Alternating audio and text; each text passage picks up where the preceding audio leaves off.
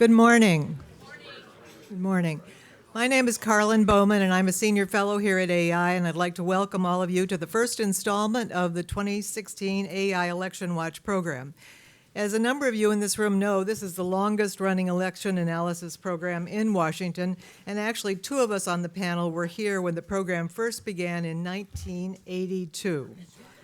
I'd like to begin by thanking the AEI conference team, who always do a wonderful job of making sure that everything's in order here, and also a special thanks to my assistants, to our assistants, Eleanor O'Neill, Heather Sims, and Jay Malik, who've just been extremely important in preparing the handouts that you all have and getting this conference organized.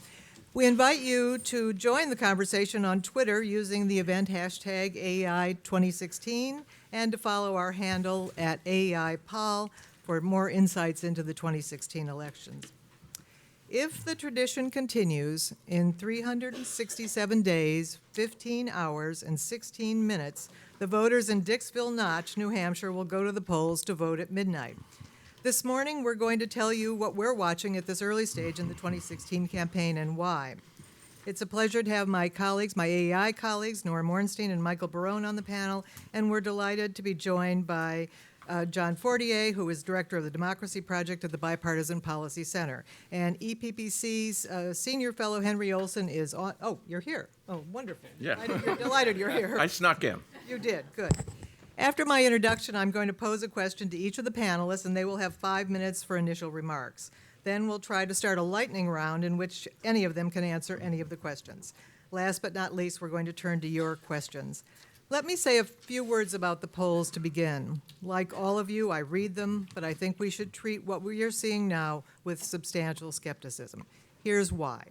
According to political scientists Robert Erickson and Christopher Lightson, polls conducted even 300 days before an election have virtually no predictive value.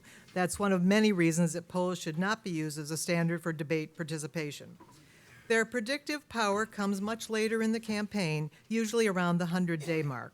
Another reason for caution at this stage of the campaign is that polls cannot simulate the electorate because of the arcane rules for awarding delegates that each party has. The most important finding in the new Quinnipiac poll among Republicans was not that Trump and Carson were tied for the lead, but rather that 35% of Republicans, or people who said that they leaned to the GOP, said their minds were made up. In the NBC News Wall Street Journal poll released on Tuesday, only 28% of Republicans said they had definitely decided. In the new Monmouth poll of Republicans in New Hampshire released on Monday, only 20% of Republicans said that they had definitely decided. Democrats, and especially Hillary's backers, are more sure of their choices, but a substantial number of them say they could still change their minds. Traditional polling is beset by problems. All of the final polls in the Kentucky gubernatorial contest showed the Democrat ahead by from 2 to 5 percentage points. The Republican Matt Bevin won by 8.7 percentage points. Even Bevin's own poll showed the Democrat Jack Conway winning. Response rates for most polls today are below 10% for even the best designed surveys. Thus far this year, Gallup and Pew, two of the best in the business, have been sitting on the sidelines in terms of trial heats. In 2007, between January and November, Gallup had asked over 50 questions about the election, looking at the candidates. And we, of course, all know about the miscalls in Great Britain, in Israel, and Argentina, to name just a few. I'm not sure that election polling as we have known it has a future. Polling remains important, of course. Already, Hillary Clinton has spent more than $1 million on polling, and last week, Bernie Sanders hired a pollster. This week, we saw another change in the polling business, again, in part because of the problems with the business overall. 48 years ago, in 1968, CBS News conducted the first exit poll of voters leaving the polls in Kentucky in that governor's race.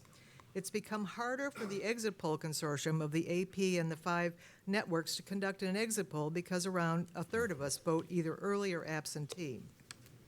On Tuesday in Kentucky and Mississippi, the Associated Press moved forward with an experiment to reinvent the exit poll by conducting an online voter poll. In the 2014 election, they did online polling in Georgia and Illinois. Their estimates were more accurate than the exit polls. I spoke to David Pace yesterday of the AP, and unfortunately, they've not fully analyzed their new results from either Kentucky or Mississippi. Unlike the exit polls, online surveys of the kind AP has conducted this week can't guarantee that the people that they've actually surveyed have voted.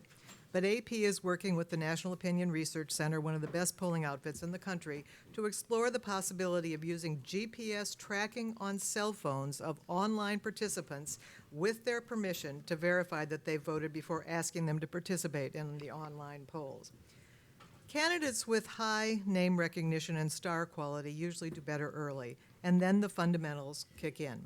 Let me say a quick word about the fundamentals.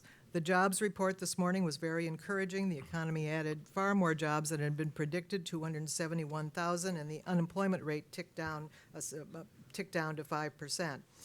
In part because the 2008 crash was such a powerful event in public opinion, Americans have still not fully recovered. They aren't confident that the financial system has been fixed. Second, while we have focused in recent weeks on divisions among Republicans, dissatisfaction with both parties in Washington runs deep. Although the Republicans lag behind the Democrats in terms of party favorability in virtually every survey, a new CNN opinion research poll shows that slightly more than half, 52%, say that they are angry with the way both parties have been dealing with the country's problems. Only a quarter said that they were angry at neither. Adding to the sour mood, many Americans share Donald Trump's critique that America isn't great anymore. While Americans are generally oriented to the future, this nostalgia impulse is a powerful current in public opinion today. Finally, and this will be a major topic in our December political report, the AEI political report, on virtually every question on one of the central issues in any modern election, there is a chasm between Democrats and Republicans on the proper role of government. What does all of this mean? NBC News and the Wall Street Journal have asked adults 6 times since December whether it would be better for the country to have a Democratic or a Republican as the next president. In each question, people have been evenly divided, never separated by more than 2 percentage points. They conducted another poll in late October, and in that poll they asked a separate question, and 41% said a Democrat and 40% a Republican with slightly different wording. Once again, the country was evenly divided. When that question was asked in November of 2007, before our last open contest, people preferred a Democrat by 10 percentage points. Since 1960, we have had 5 of the 8 closest elections in our nation's history. Now we'll turn to the panelists, and I'm going to begin with Michael Barone. Michael is one of the original authors of this 2,000-page volume, one of the original founders of it. I believe the 1972 edition was the first. And that's 1970. 1972, and he has one of the introductory essays in the volume this year. And in that essay, Michael, you say that our politics is stuck in a rut. Explain. Well, thank you, Carl. And yes, you've already explained it. We've had 5 of the closest 8 close elections in American history since 1960, and going back, one of the other ones was 1880, and nobody remembers that in Washington anymore now that Strom Thurmond is not around. As I look back over the last few years, last half century, what I see is that we have been in an extended period of static partisan alignments going back really to the middle 1990s. It's persisted about as long as any such period in American history. Voter attitudes, voter choices seem to be linked primarily more on cultural attitudes than on economic status. With the demographic factor most highly correlated with voting behavior is religion or a degree of religiosity. That has resulted in a certain amount of polarization when we in a period when we've had increasing numbers of people who on the one hand identify as secular or non-religious, and on the other hand people who identify as evangelical or very strongly religious. This has been reflected in the degree of political polarization and attitudes. If you look back at the last 6 presidential elections, and for the 1990s allocate the Perot vote according to second choices, what you find is that both Democrats and Republican candidates have won between 46 and 53% of the vote. That's a pretty narrow range. and certainly in historical things. We haven't seen anybody win anything like the landslide victories that went to candidates that were perceived as bringing peace and prosperity that we saw for both parties in 1936, 1956, 1964, 1972, 1984. That hasn't happened. The highest percentage since 1984 in a presidential election went to George H.W. Bush in 1988, nearly equaled by Barack Obama in 2008, rounded off to 53%. You've had elections where the easiest way to predict which party is going to carry the state's electoral votes is to look at the last map. 2004, only 3 states switched between parties from 2000, 4 years before. Only 2 states switched between parties between 2008 and 2012, and even between 2004 and 2008, which was the biggest partisan swing during the period, you get 9 states out of 50 changing parties. We see the same thing in House elections.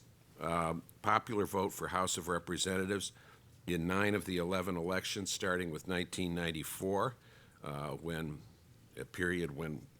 I think I was the first one to write that there was a serious chance the Republicans would win the House. The article appeared in July of the election year.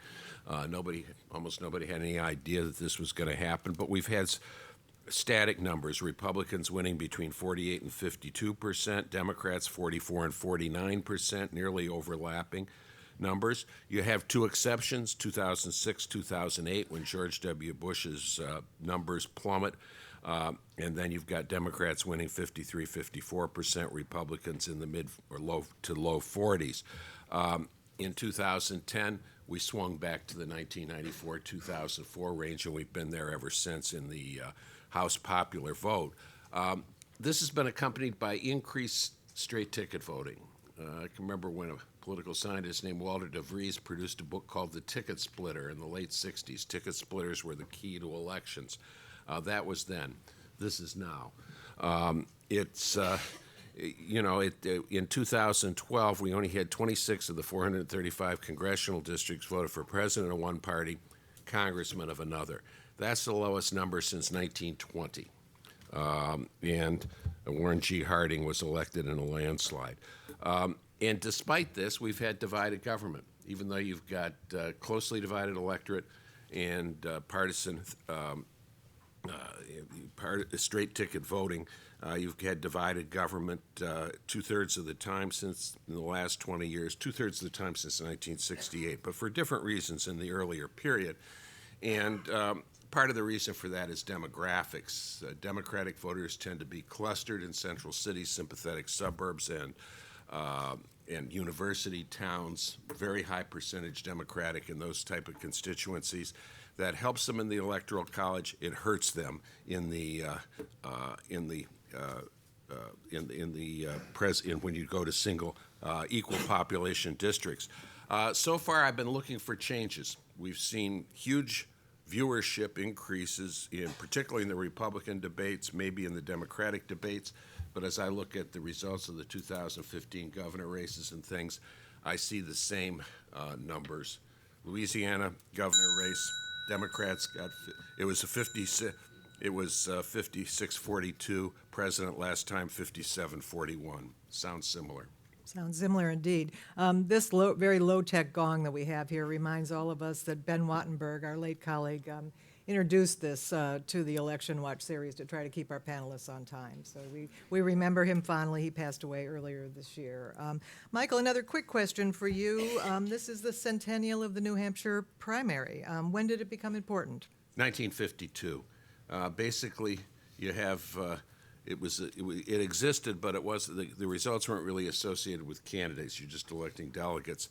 52 Eisenhower backers in the Republican Party and Truman opponents in the Democratic Party, sort of people rebelling against what was seen as party establishments, decide to put their candidates on the ballot, and that becomes a sort of referendum. And we see the Iowa caucuses evolving from a new wine and old skins thing when anti-war Democrats started in the 1970s to emphasize caucuses that had been just perfunctory before. Thank you, Michael. We'll now turn to Henry Olson. Henry, you tend to think of the GOP contest not in terms of insiders and outsiders, but instead in terms of the title of your forthcoming book, The Four Faces of the Republican Party, The Fight for the 2016 Presidential Nomination. It is available for pre-order on Amazon. It's published by Palgrave Macmillan. Henry, could you explain your theory of the Republican Party? Sure.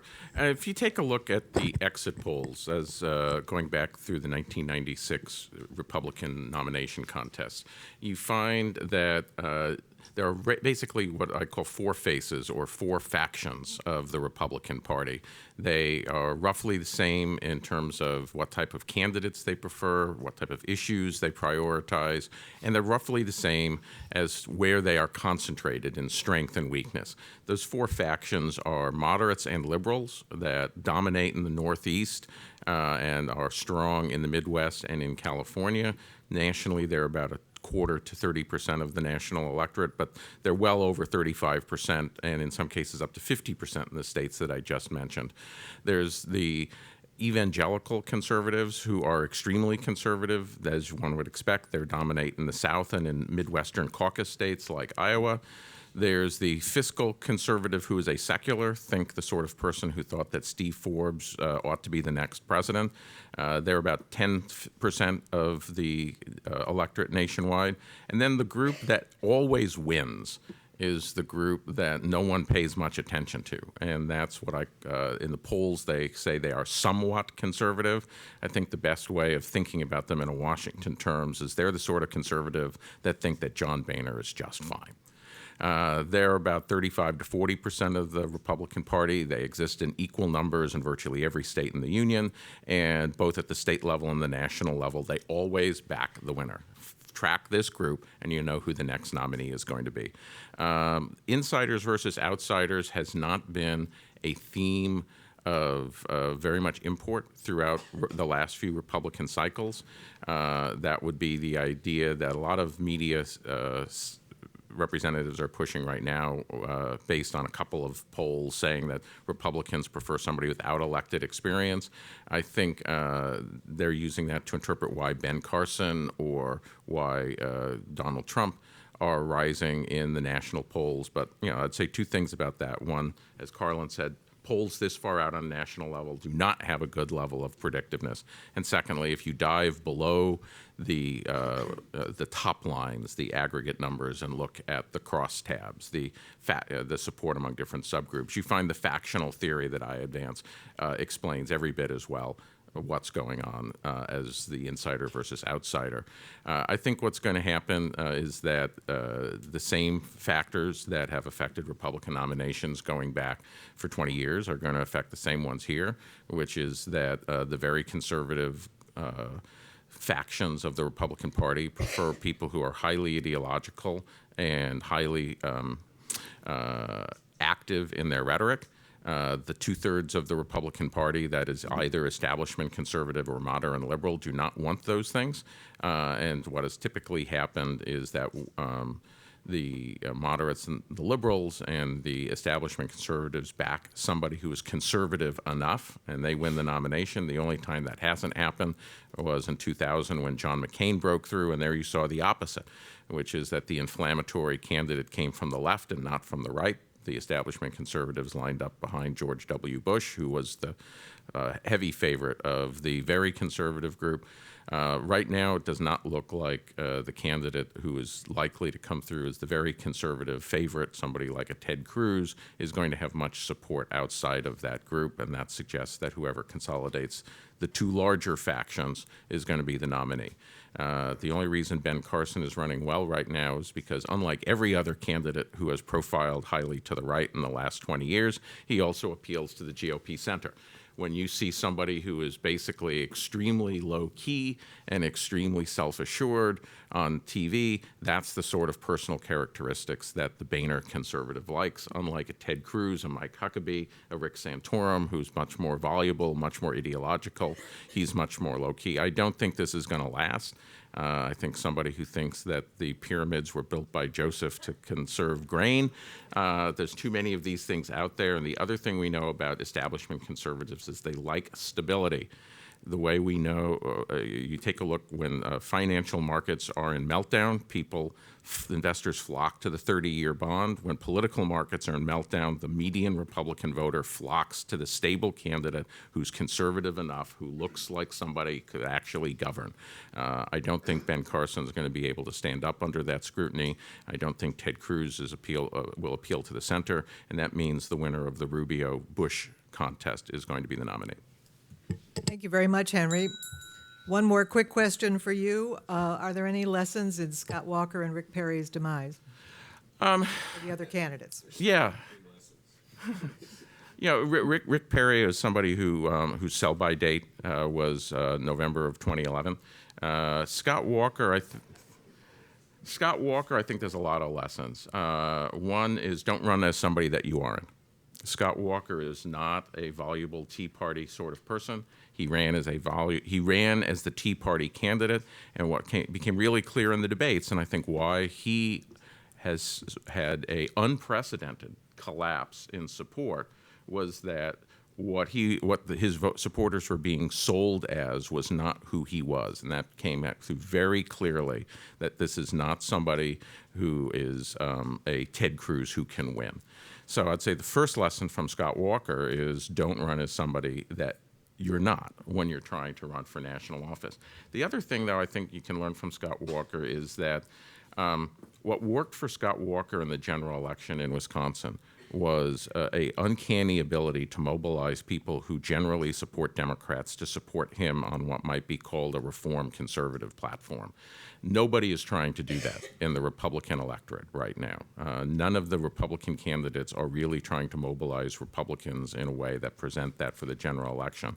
The thing that made Scott Walker an attractive candidate was something that, for whatever reason, they decided was not saleable in the Republican Party.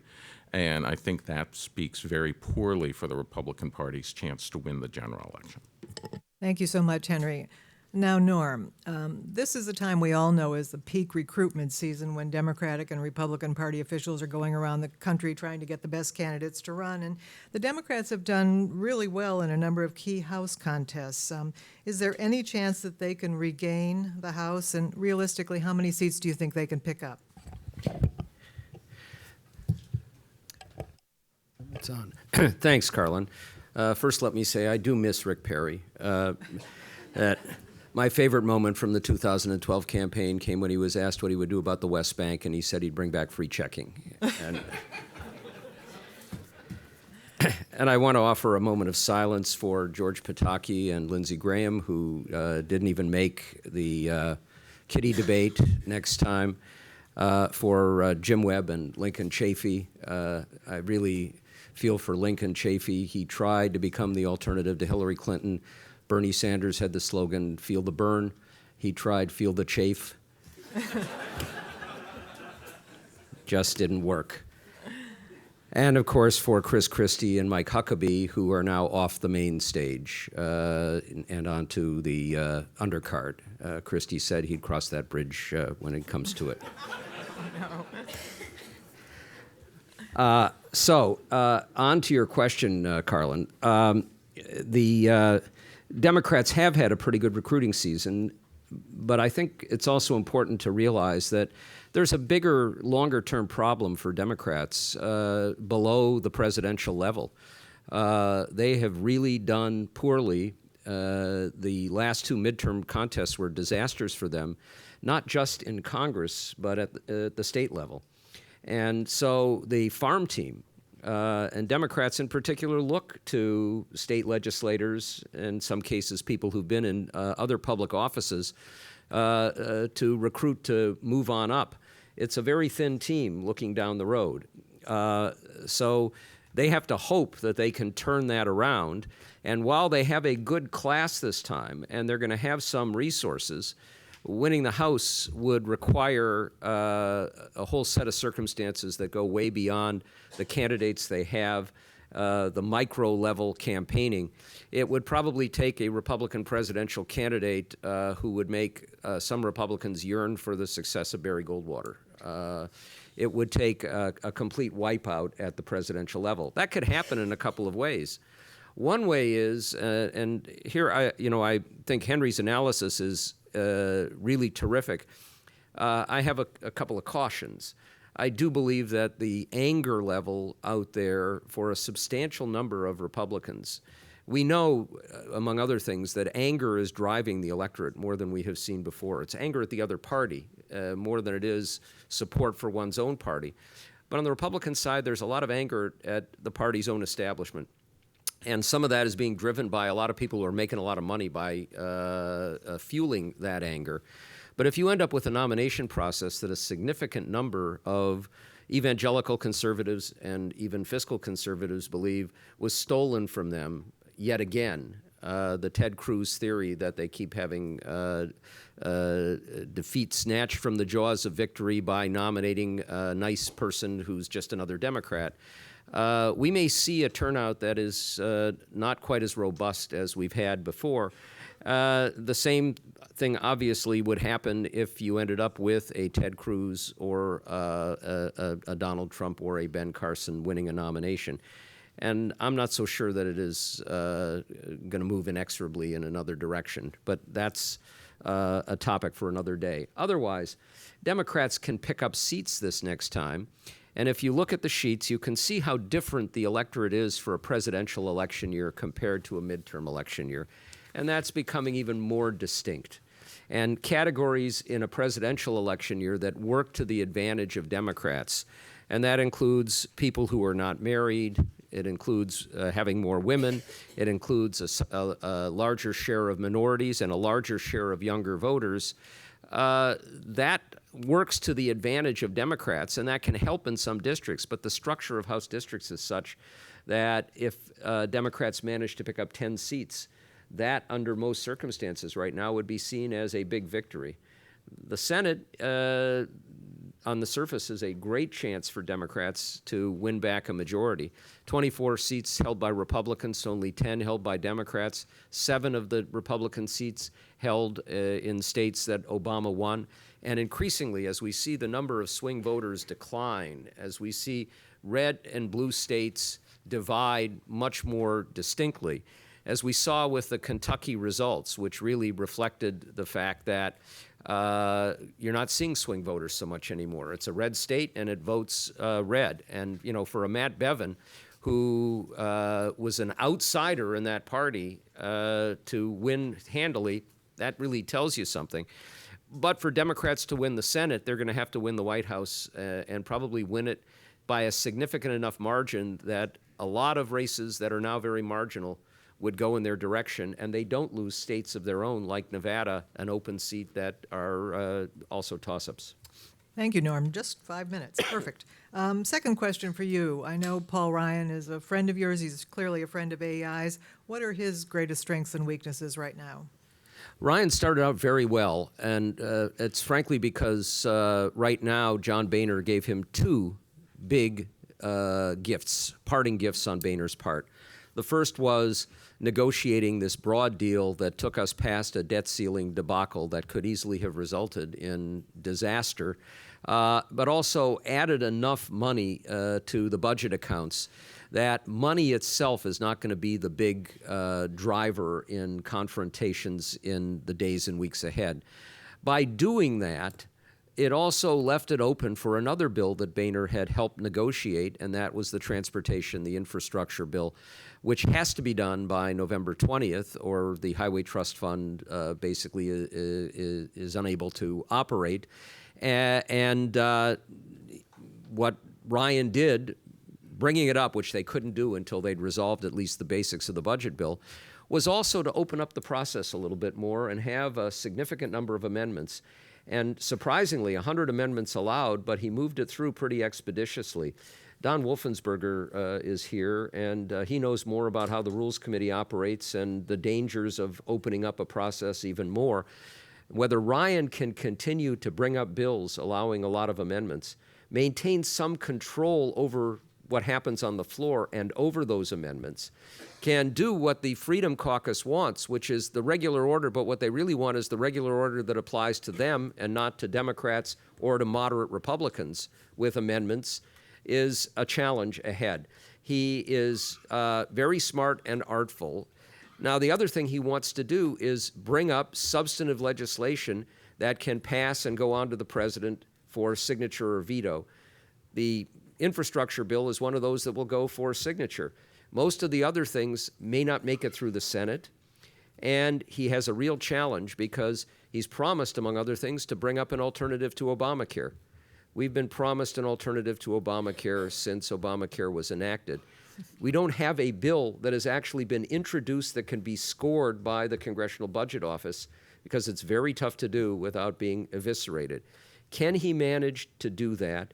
And of course, we have the other big test coming up very quickly by December 11th, which is, will Freedom Caucus members and others now demand, having voted for Ryan and taking a lot of flack incoming from the right for being squishy on that front, will they demand that he confront the defunding of Planned Parenthood and adding riders that block Obama executive actions in the environment and other areas that could lead to at least one or more partial shutdowns? If he can make his way through that, then I think he has relatively smooth territory through the rest of this Congress. Thank you, Norm. Last but not least, John Fortier. John's been looking very closely at the fundamentals in these Senate contests, and it seems to me the Republicans haven't had the kind of recruiting season that they hoped to for Senate candidacies. John, can you go down the Senate races for us? Great. Thank you, Carlin. First, I'd like to thank all of you and look forward to Henry's book. I hope it's ready. Is it ready for Christmas, where we'll have it in our stockings, or am I putting too much pressure on you? No, it'll be ready for Christmas. If it fits in your stocking, you have other issues.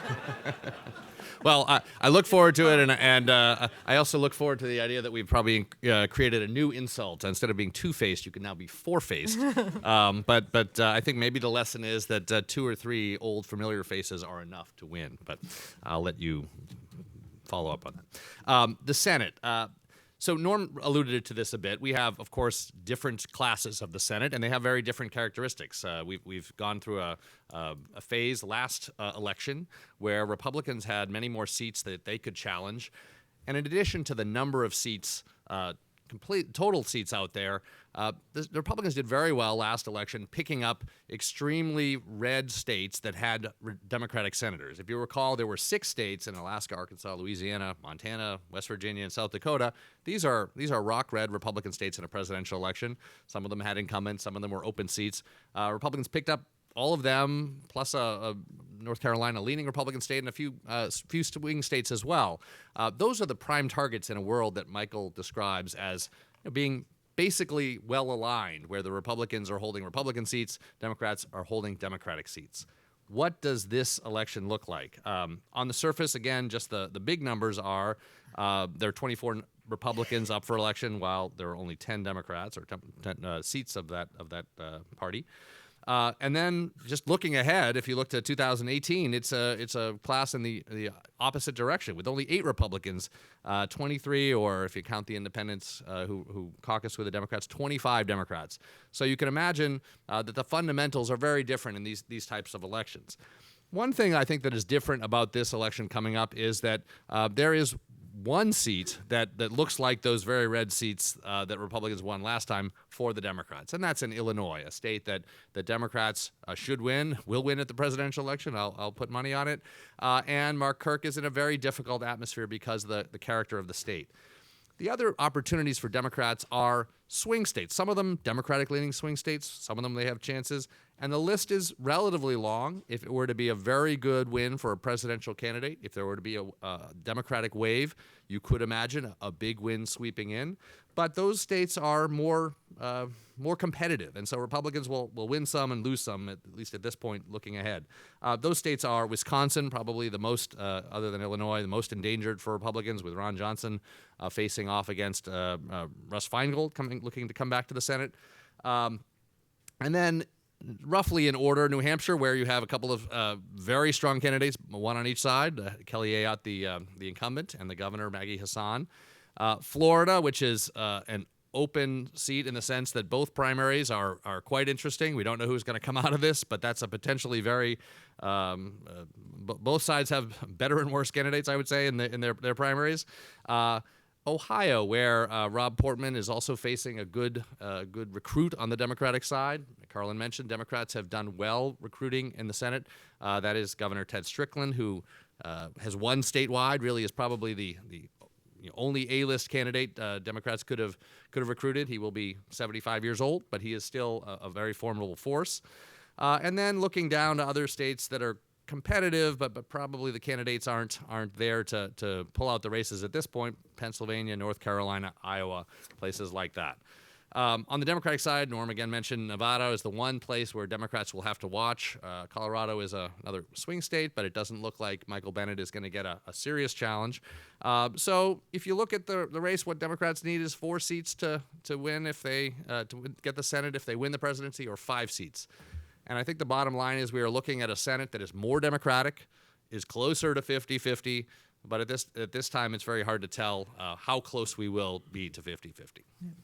John is the country's leading expert on early and absentee voting, and I wonder what changes we've seen since the 2012 elections that might impact 2016. I guess a couple things I'll mention. Certainly the trend over time, and I wrote a book on this not so long ago, and as that 10 years ago, I guess, and that the numbers have started to go up and up and up since then, as they had been before. So the direction certainly is more rather than less of both voting by mail and voting in person. The numbers were roughly 40% or so in the midterm election, at least according to surveys. It'll probably be that or slightly higher this time. You do see a couple of trends. One, we've already had states like Oregon and Washington State voting 100% by mail. We now have the state of Colorado, which is more or less that way. They send a ballot out to everyone. 95% of the people vote by mail. There are a few people who are choose to come to polling places, but it is essentially a vote by mail state. You have states like Massachusetts moving in that direction. So I think you will see more early voting, more absentee voting. The one other interesting development, which is we're just at the cusp of, is a couple of states moving to new modes of registration, in particular automatic registration. This is a cause the left is excited about, I think. The Democrats are excited about. In Oregon, it will happen in 2016. That will be implemented. We will see people who go to their DMV, don't interact with anybody about the voting process, and automatically get put on the rolls. And they could opt out if they wanted to. And California, which has adopted this practice, but will not be quite ready to go in 2016. These could be significant changes in the registration of these states, and it may lead to other states adopting this. Thank you very much. All of our panelists have kept to their initial 5 minutes, and now I'm going to turn to what I'm calling the lightning round. It's interesting that no one's mentioned Hillary Clinton yet on the panel, and so I thought we'd start there with a question about Bernie Sanders, who's sort of upping his compare and contrast attacks at this particular point with a new ad that's designed to raise questions about her honesty and integrity. How serious is a problem is this for Hillary Clinton? Well, I think honesty and integrity obviously are a serious problem for Hillary Clinton because most voters don't think that she has those qualities, and that's, whatever else you want to say about her, that's not a positive when you're running for president in a general election. I think, it's interesting that Bernie Sanders has taken this tack since in that first debate, I believe October 13, he took the position that he's not going to ask questions about the emails and so forth. He's dealing with a Democratic electorate that, as I understand, has nearly universal positive feelings about Hillary Clinton and very little appetite for an idea that she might not be honest and trustworthy. They're loyal pretty much down the line, and I don't see a real path forward for Bernie Sanders. One of his problems, obviously, is that in a Democratic primary, Democratic primaries overall, approximately 20 to 25% of the voters are black. Hillary Clinton is going to do very well against Bernie Sanders, and Bernie Sanders is just not the kind of candidate that black voters go for. Black voters tend to be pretty well nigh unanimous in Democratic primaries, as they have been in general elections, and I don't see this as a game changer. Interestingly, in the polls, Donald Trump and Hillary Clinton are the two candidates who have the highest negative numbers on honesty and integrity, and they're virtually identical and have been for quite a while. Norm, do you want to add anything? For Bernie Sanders, he has chances in Iowa and New Hampshire, but once you get past that, his support just craters. You look at the numbers in South Carolina where he's losing by almost 70 points. And you also have to wonder, in Iowa, the caucuses require people not just to go into a polling place and vote. You have to go to a site and stay there for several hours, and it's a complicated process. In 2008, Hillary Clinton's campaign did not do the groundwork required, the sophisticated work to get their people understanding how the caucuses worked, and the Obama people just cleaned them there. This time, she has a much better team. And for Sanders, whose support tends to tilt very young, you're dealing with a lot of people who likely have never been to a caucus and probably are not going to have as much staying power.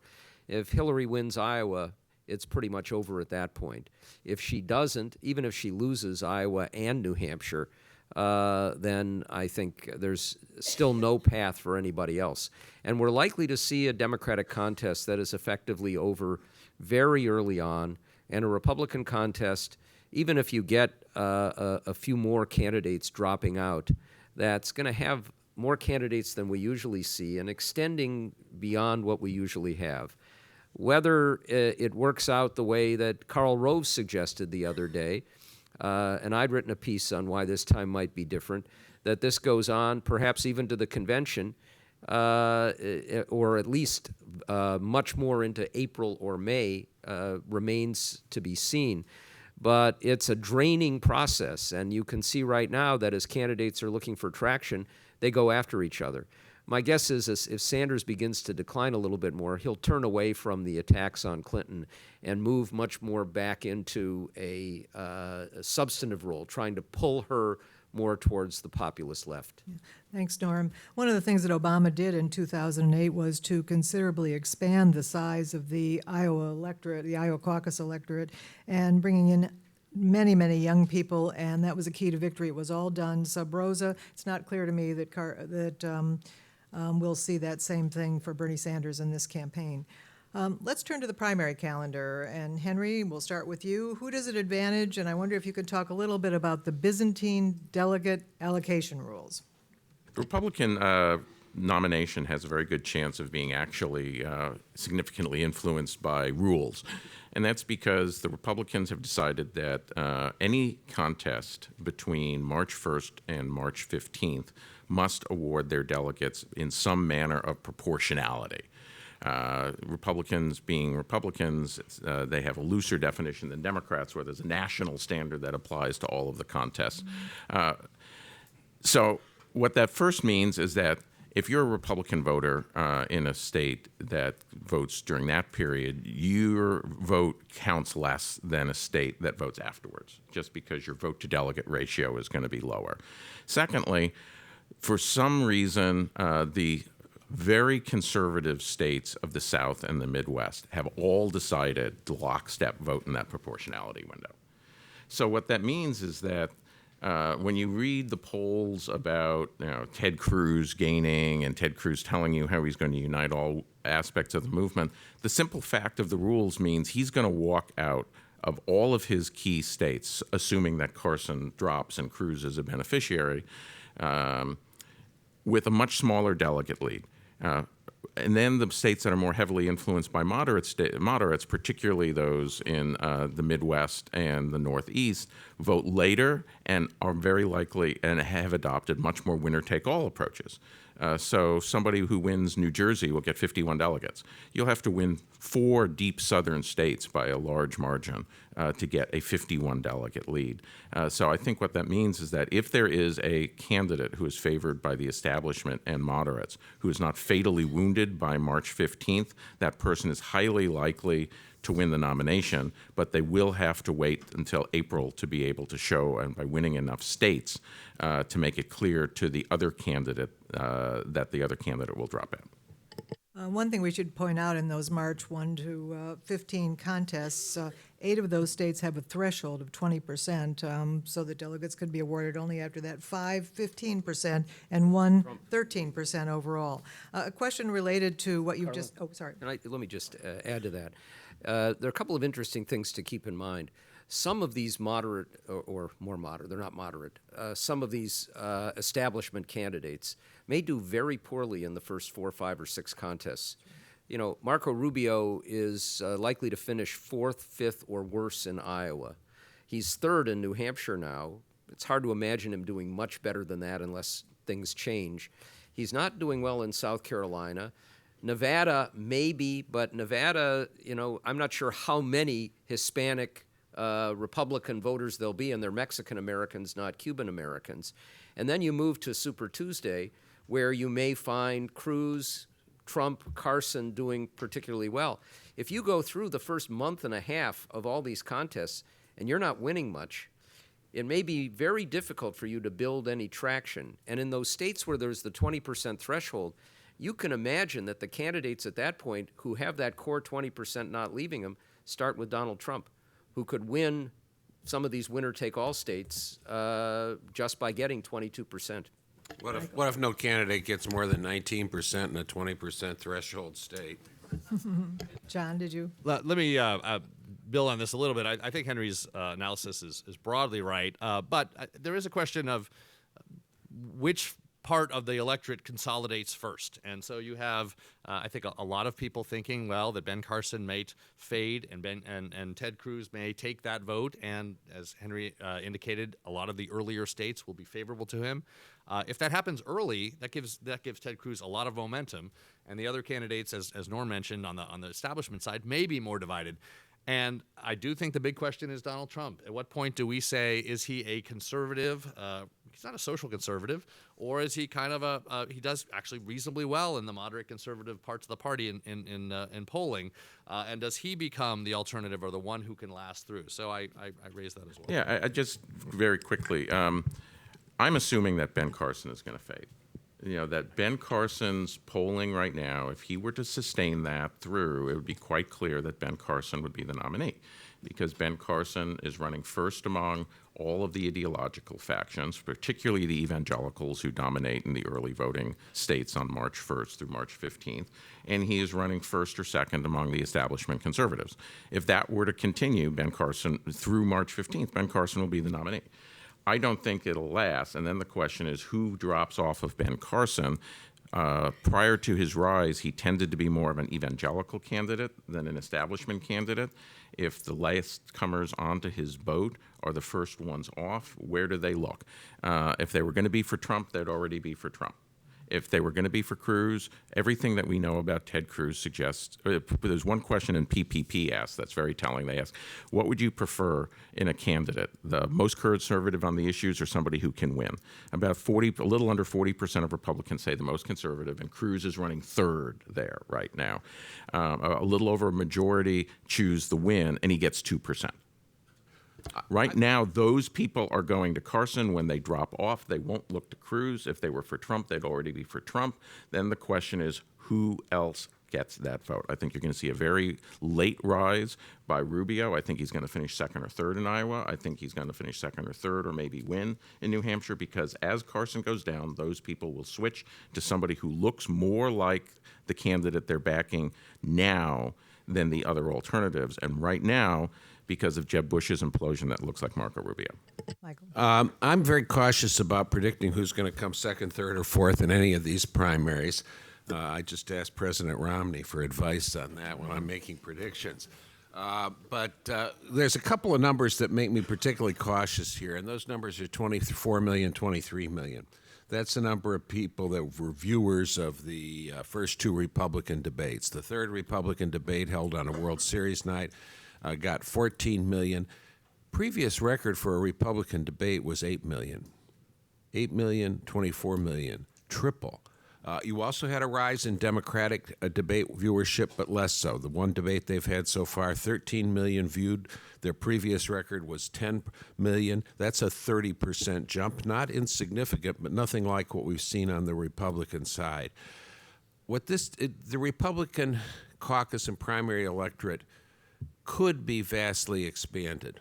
Norm mentioned that the Democrats' turnout in Iowa 2008, about 240,000 people voted in the Democratic caucuses. And in Democratic primaries and caucuses overall in that cycle, 37 million voted versus 21 million in the Republican caucuses and primaries in 08 cycle. Iowa, 08, Republicans have been getting 120,000 in their caucus. They tend to tilt elderly. They are the most evangelical Republican electorate outside the South. Those numbers could change. There's 6, 7, 800,000 people that vote Republican in general elections in Iowa. Republicans and Democrats pretty even in that state. The Democrats are getting twice the caucus turnout. So, obviously, some of the increase in that debate performance, a lot of it, most of it, was the celebrity value of Donald Trump. But as I look at this, the static political alignment that I talk about, and then I look at the possibilities of large numbers of people participating in stages when they haven't before, I'm pretty cautious about predictions. Thanks, Michael. Let's change the focus a little. How big of a factor do you think Obama will be? One of the interesting things that Elizabeth Wilner at the Cook Political Report wrote recently was that Chris Christie seems to be the only GOP candidate who is taking Obama on in his ads. And in the quiet car on Amtrak as well. But, Yes. look, I think the incumbent president is always essentially on the ballot, even in an open race. And I mean, if you want to just throw away all the details and look at political science models and say, how's the president doing? What do people think of his job approval? And how's the economy doing? Various measures. That gives you a pretty good sense of the sort of playing field for the race, how it will be. And so, the president now is kind of in the middle. The president's numbers are up from the midterm, but they're not great. They're sort of in the 47% range. And so the economy's kind of in the middle. And I think that, at least at this point, points to kind of a neutral playing field for the general election.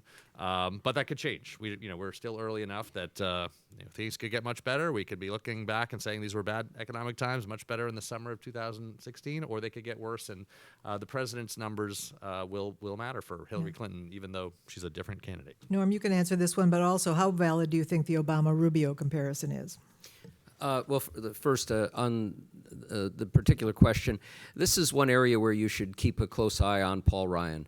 The dissatisfaction and anger, so much of it focused on Boehner, much of it now will be focused on McConnell, was in large part, I think, a sense that the Republican establishment leaders were letting Obama just kill him over and over and over again. And of course, it's part of a reality that if you look at lame duck presidents, two-term presidents in their final 2 years, the results are usually pretty pathetic compared to earlier periods for a whole host of reasons. You're tapped out with ideas. You have many, many fewer members of your own party in Congress. You start to lose your people in your own administration, and you can't replace them very easily. Your party's usually divided over who the successor will be. And people don't want to do big things because the next person may well move in a different direction. Obama has broken that mold, and a part of it is because in a polarized world, instead of having a united Congress taking on a president who uses executive authority, you have Democrats in Congress siding with the president over the Republicans, and that's frustrated the hell out of Republicans. Now, will Paul Ryan be able to change that and reduce that frustration level? If not, then Obama becomes, I think, a bigger factor, but a factor because he kind of looms over it all, and it adds to the traction for outsiders, a belief that, look at what these insiders are doing, and that's nothing. And a part of the problem that Ryan is going to have, which is the same problem that Boehner had, is he may well be able to mobilize the House Republicans to pass some things that conservatives will like. They're going nowhere in a Senate where Mitch McConnell has to try to protect Kelly Ayotte, Mark Kirk, and Pat Toomey and others running in blue states from votes over and over again that are too extreme for those states. So if Ryan can navigate through that, it will make it much easier for the establishment Republican Party, and it reduces the role that Obama plays. And otherwise, Obama plays a role just because he's presiding over an economy. What happens with that economy? Where are we when we get close to the election? It's still going to be come down to, as it always does in an open contest after a two-term president, do you want more of the same or do you want change? And the president's successor in his own party has a difficult time saying, I'm actually real change, without alienating members of his or her own party. Obama, Rubio, anyone? Henry? No? Okay, Michael. I sort of agree with both John and Norm's recent remarks. I would just add that, the policies which Obama aide Ben Rose has said are the most important policies, domestic and foreign, of his administration, Obamacare and the Iran nuclear deal, both poll under 50%. They're not popular. We haven't heard the Democratic candidates, insofar as we've heard them, trumpeting those policies at all. To listen to the rhetoric in the Democratic debate, you might suppose we've been having a reactionary Republican president for the last 7 years. So, yes, Obama's a factor.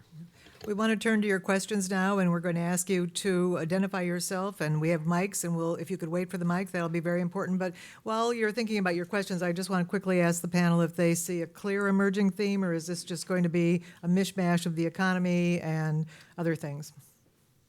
I feel much more confident in predicting possible moves in the electorate 60 days from now than I do a year from now.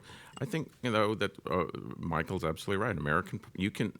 American politics has been pretty much electorally divided in the same patterns and the same distributions since the 1994 Gingrich Revolution. And going back to the presidential level to the 1992 race, there's very little right now that suggests to me that issues will do anything else but mobilize the existing consistencies and move on the margins the few remaining swing voters that we have. First question right here, and if you could identify yourself and wait for the mic. Thank you. I'm Tom Reckford with the Foreign Policy Discussion Group. I wonder if the panel would talk about what foreign policy issues are likely to be featured in the presidential race. Who would like to start? Argument, and will continue to make the argument that across the board, President Obama doesn't want to lead from behind. He wants to leave America behind. And I think you'll see some measure of that depending on the foreign policy chops and of the candidate. Marco Rubio, I think, would make it front and center. Ben Carson would probably soft pedal it more. But that's what Republican activists believe. It's what intellectual Republicans generally believe. And I think you'll see that sort of attack across the board. And, Iran would be mentioned as an example of that. Shrinking military would be an example. Failure to draw the red line in Syria would be an example. What's going on in Russia would be an example. But those are all examples. The only thing that I think issue would come up is if there were a negative development in the world that would force people to debate that. Other than that, I think Republicans will make the argument we're weaker than we were 7 years ago, and if you elect Hillary or Bernie, it'll be more the same. Can I add that the foreign policy numbers of the overall numbers of the president's job approval moved up and down a little bit. He's been a little less popular, a little more popular. But foreign policy numbers have changed dramatically. He was actually more popular than on domestic issues in his first term. Maybe obvious reason, things were going better. Not so much now. It hasn't really affected his overall number dramatically. The one thing I would add to Henry is I think, of course, Republicans and the debate will focus some around kind of malaise or weak leadership or all sorts of problems. The one thing that did seem to move the numbers and could be more specifically moving things is if terrorism very directly comes up. And when we saw the beheadings of ISIS, that's when numbers started to move in polls and people woke up more rather than just saying this is a weak leader, that this is something that you actually might change your vote on. This is, it will be event-driven. but I've been amused. There are two main lines of attack by Republicans against Obama. The one is he's feckless and weak on foreign policy, and he gets pushed around by Putin, by ISIS, and others. The other is he's like Sherman racing through Georgia back here at home while the Republicans get rolled over repeatedly. And it's kind of hard to reconcile those things. But what's also the case is that there's a substantial fatigue even among conservatives over boots on the ground and more wars. And so we may see an interesting contrast here. It may well be that there's a desire for stronger leadership. And that, I think, the notion of Trump that, anybody taps me on the wrist, I'll cut their legs off, and I'll do that to ISIS, and I'll do that to Putin, and here he is now taking over the debate negotiations as well. That may play just as a general matter.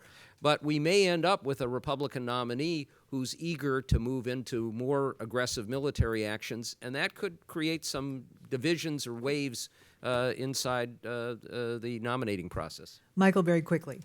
I think the key moment in this second Obama term in terms of public opinion on foreign policy was the execution of the American journalist James Foley, I believe, in August 2014.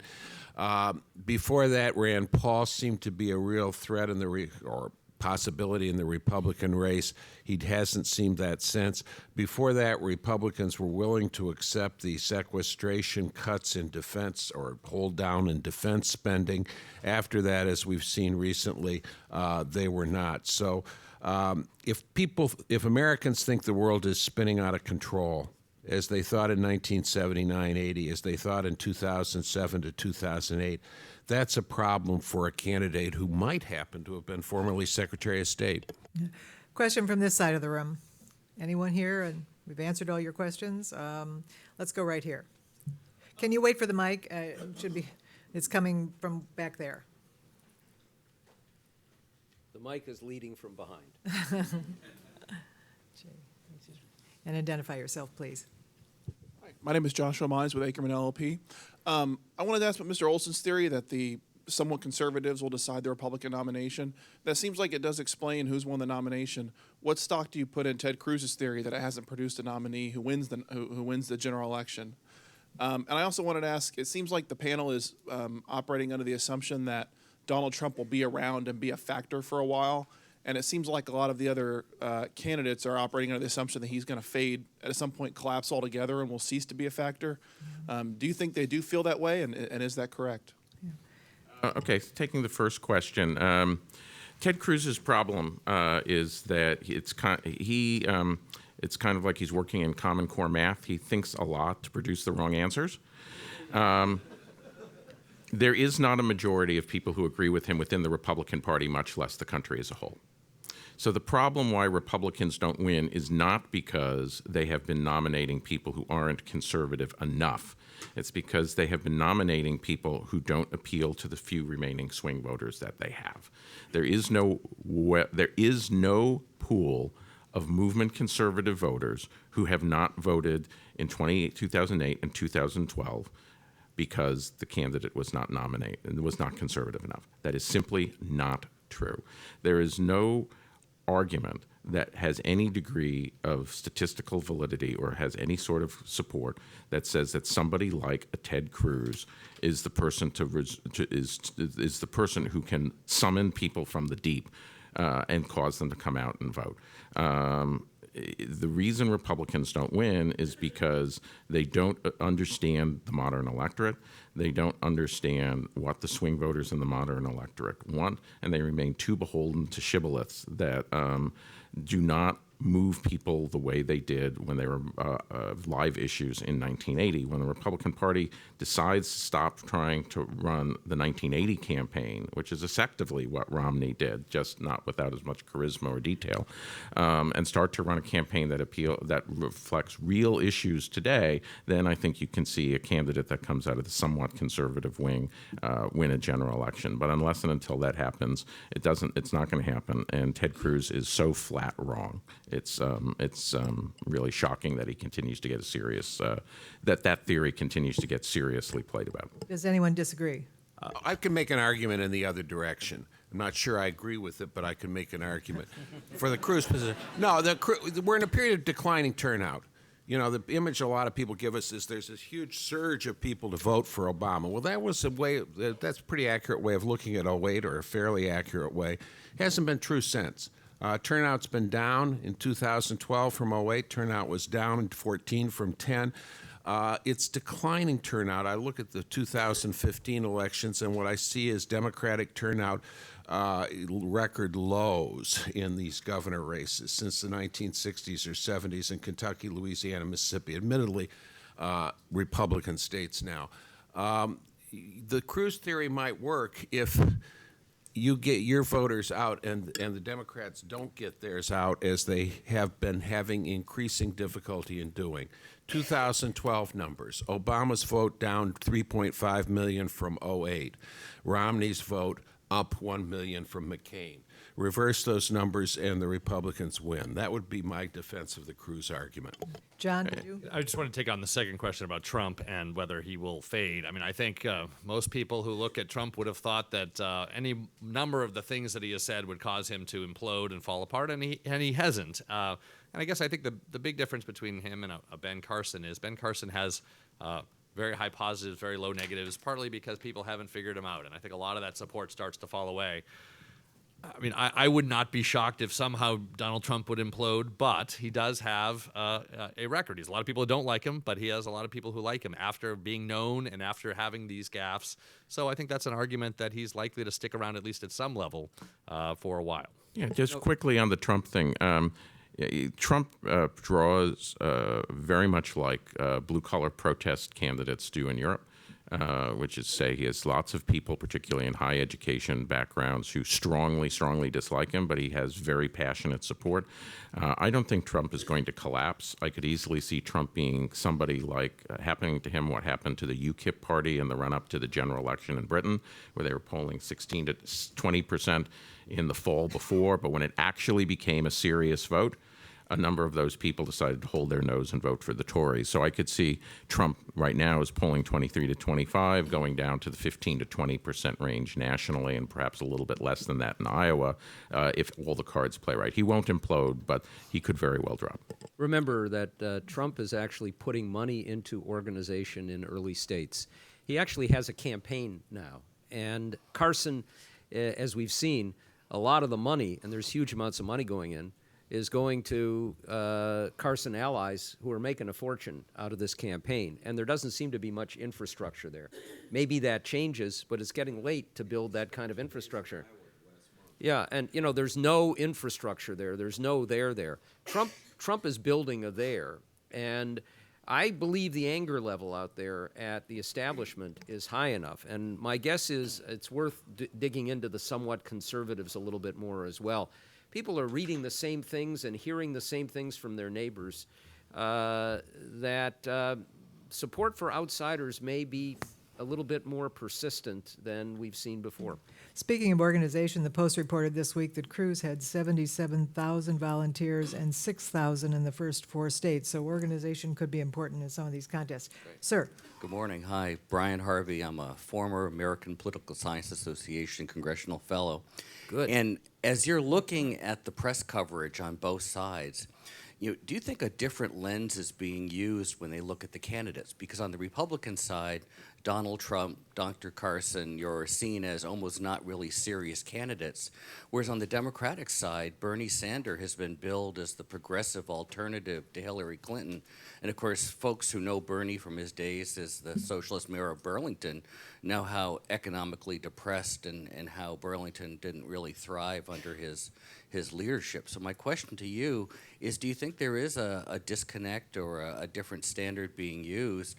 And the second part of the question is, why do you think folks are so quick to write off Jeb Bush, who for many people really is the most thoughtful candidate and is really the most presidential? So when will the silly season be over and we have the Bush-Clinton race that many of us are looking forward to? On the first question, Bernie Sanders was a mayor and has been a senator, and and a member of the House before that, and has actually had some legislation in the veterans area especially go through in a bipartisan way. Donald Trump and Ben Carson have never served in any office, so they're going to look at them in a different way. And when you're looking at one side where there are two main candidates and the other where there are a bunch of others, you're going to get different lenses that are used.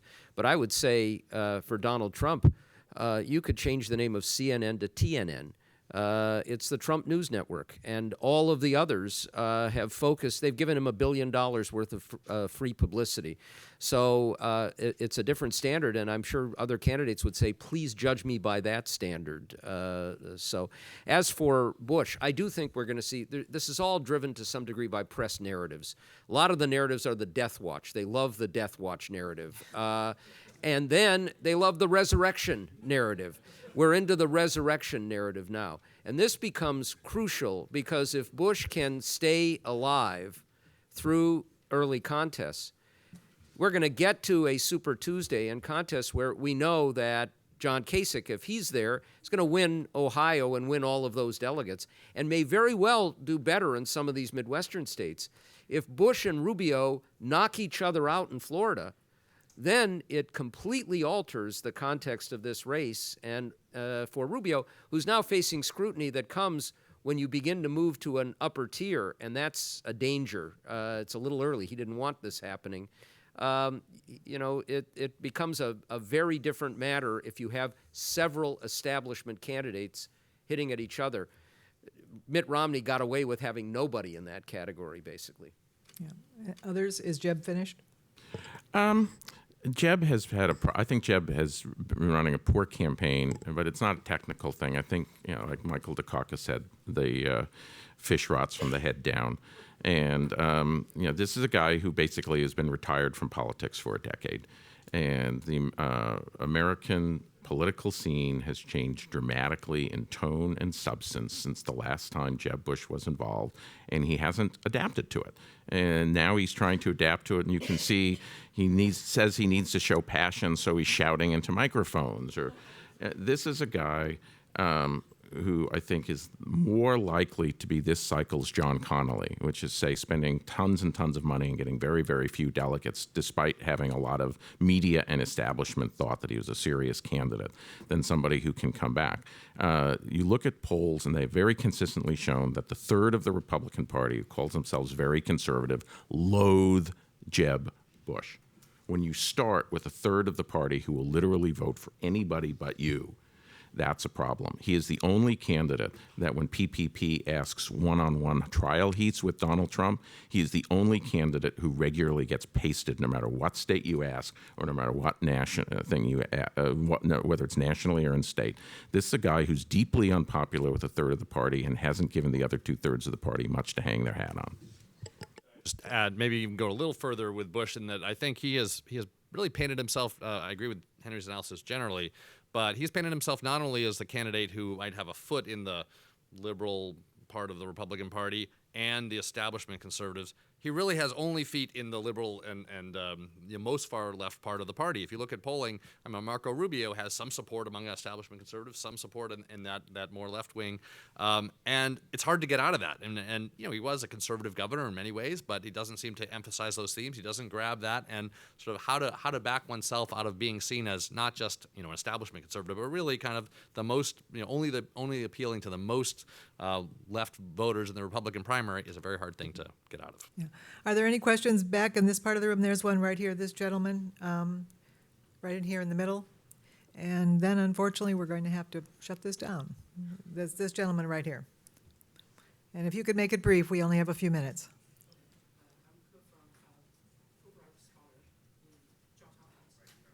It's not on. Can you speak loudly? It's not on, unfortunately. Yeah, I'm a Fulbright scholar in Johns Hopkins. Last week, I attended a book launch talking about the American political dynasties from Adams to Clinton. And I have a question that suppose there are two candidates who are equally good in capacity and experience. Yeah. One is from an unknown family, and the other from, we say, the family with the fame of the political dynasty. And which one would Americans prefer? And Michael. please illustrate. Well, a little bit. we've actually very large countries that are electoral democracies have had dynastic leaders, have elected them. We see Japan. You got the current prime minister, pictures of him with his grandfather, the prime minister. Korea, Taiwan, Philippines, Indonesia, India, and so forth. My interpretation of that is that people in a very large country don't know the candidates firsthand, don't know anybody that does. So if you're trying to assess character, it helps if you know the family. On the other hand, vis-a-vis Jeb Bush, back in the 80s when his father was running for president, I went down to Midland, Texas, and drove by, in Odessa, and drove by the houses that the Bushes had lived in. I got the addresses. And the nicest of them was a little modest little ranch house. The idea that three presidents of the future presidents of the United States were living there in the 1950s somehow strikes me as really weird. And that's... I think that's a problem. Obviously, if the Republicans were to nominate Jeb Bush, they forfeit the idea that you can campaign against Hillary Clinton as, old stuff, a remembrance of the past, and we're the future. And I don't think, I used to say Jeb Bush was the best conservative governor in America in the last 10 years. Now I got to extend it to 20 years, which suggests his problem. Thank you, Michael. And we'll be back in February, and I want to thank the AEI team and all of you for coming, and this has been a great session. Thank you.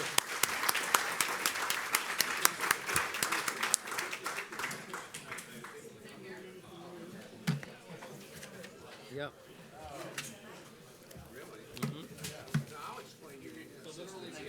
It's so good to see you again. Yeah.